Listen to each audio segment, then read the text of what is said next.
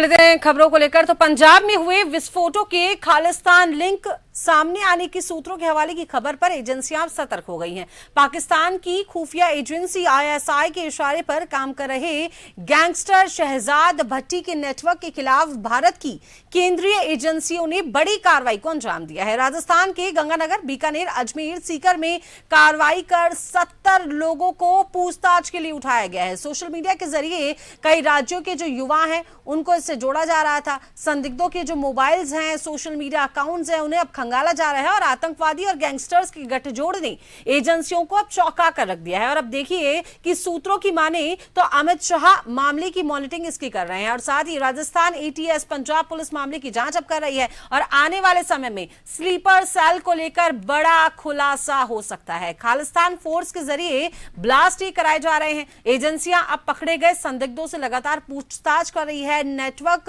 के जो फंडिंग्स हैं और साथ ही ऑपरेशंस, विदेशी लिंक को लगातार खंगालने का प्रयास जारी है और साथ ही ये भी देखा जा रहा है कि ये जो लोग हैं इनके तार आगे कहां तक जुड़े हुए हैं।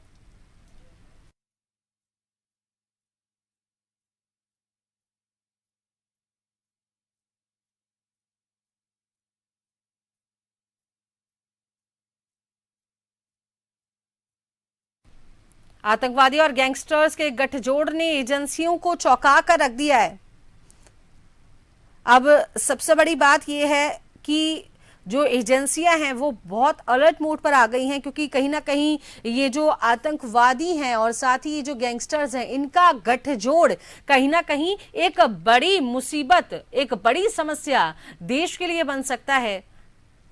लगातार जगह जगह छापे मारे जा रहे हैं। संदिग्ध जो लोग हैं उन्हें पकड़ा जा रहा है, उनसे पूछताछ की जा रही है और जो ये पूरा नेटवर्क है उसको खंगालने की कोशिश की जा रही है और हर एक संदिग्ध से ये पूछताछ करने का प्रयास किया जा रहा है कि कहीं इनके तार जो हैं आतंकवादियों से जुड़े हुए तो नहीं है, ये कहीं ना कहीं इनका जो एक कनेक्शन है वो आतंकवादियों से जुड़ा हुआ तो नहीं है।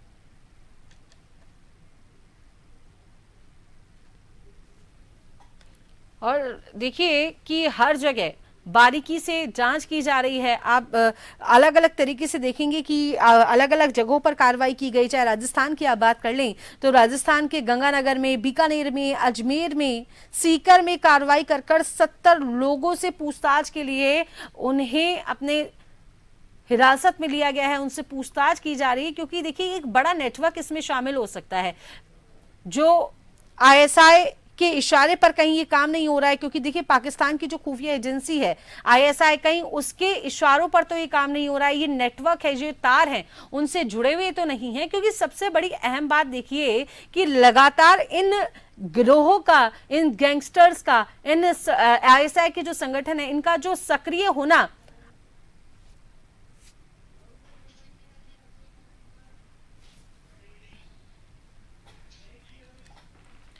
तो वही खबर पर विस्तार से जानकारी साझा करने के लिए हमारे साथ Jan TV news head Yogendra Sharma ji हमारे साथ फोन लाइन पर जुड़े हैं। तो योगेंद्र जी, बड़ी कार्रवाई से कहा जा सकता है, 70 लोगों से पूछताछ इस पूरे मामले में की जा रही है और गैंगस्टर्स का, आतंकवादियों का जो गठजोड़ के रूप में इसे देखा जा रहा है। क्या कुछ खबर को लेकर अपडेट है? देखिए, ये एजेंसियां इसको लेकर के और ज्यादा चौकन्नी हो गई हैं, क्योंकि पहली बार इस तरह की संकेत मिले हैं कि गैंगस्टर और आतंकी मिलकर के गठजोड़ आईएसआई के हाथ में खेल रहे हैं, जो भारत में कई जगह डिस्टर्ब करना चाहते हैं। हाल ही में जो पंजाब में अटैक तो नहीं कहूंगा मैं, लेकिन ब्लास्ट हुए, जैसे स्कूटी में ब्लास्ट हुआ और दूसरे हुए, उसमें भी शहजाद भट्टी का रोल माना जा रहा है। आईएसआई के हाथ से वो किसी देश में, पाकिस्तान के बाहर जाकर के वहां से इस मॉडल को संचालन कर रहा है। और स्लीपर सेल, जिन लोगों को हिरासत में लिया गया है वो भारत में स्लीपर सेल की तरह काम कर रहे हैं। खालिस्तान जिंदाबाद फोर्स, एक अलगाववादी जो संगठन, खालिस्तानी जो लोग हैं उनके लिए खालिस्तान की जो डिमांड कर रहे हैं वो लोग इस तरह का एक संगठन बना रहे हैं जो बाहर रह रहे हैं, लेकिन वो नेटवर्क यहाँ अपने लोगों के माध्यम से पैसे देकर के जिस भी तरह से उसको तैयार करने की कोशिश की जा रही है। तो ये एक ऐसा नेटवर्क है जिसमें अभी एजेंसी पूरी तरह से तय में जाना चाहती हैं और कौन कौन लोग इसमें हो सकते हैं, किन किन राज्यों में इसमें का नेटवर्क है।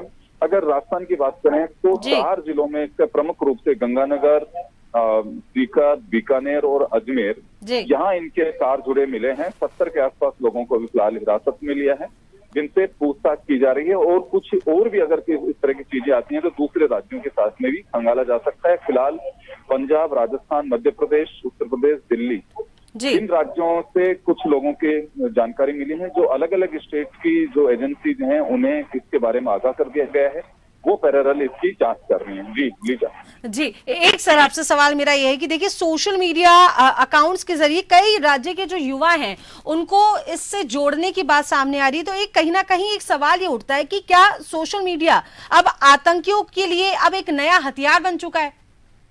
बिल्कुल आपने सही कहा, क्योंकि ये जो नेटवर्क चल रहा था ये सोशल मीडिया के जरिए ही चल रहा था। और एक जो कुछ युवाओं को जिसमें लिया गया है जी, वो इसे फॉलो कर रहे थे शहजाद भट्टी को, तो उससे एजेंसियों की नजर थी। और सबसे बड़ी बात मैं एक और कहना चाहूंगा यहाँ, इस पूरे मैटर में अमित शाह डायरेक्ट खुद इसकी मॉनिटरिंग भी कर रहे हैं, क्योंकि एक बड़ी चैलेंज है सामने। किसी तरह की कोई सुविधा एजेंसीज को नहीं हो, कोई कोऑर्डिनेशन और कॉम्बिनेशन में कोई कमी ना आए, इसके लिए वो खुद भी इसकी मॉनिटरिंग कर रहे हैं।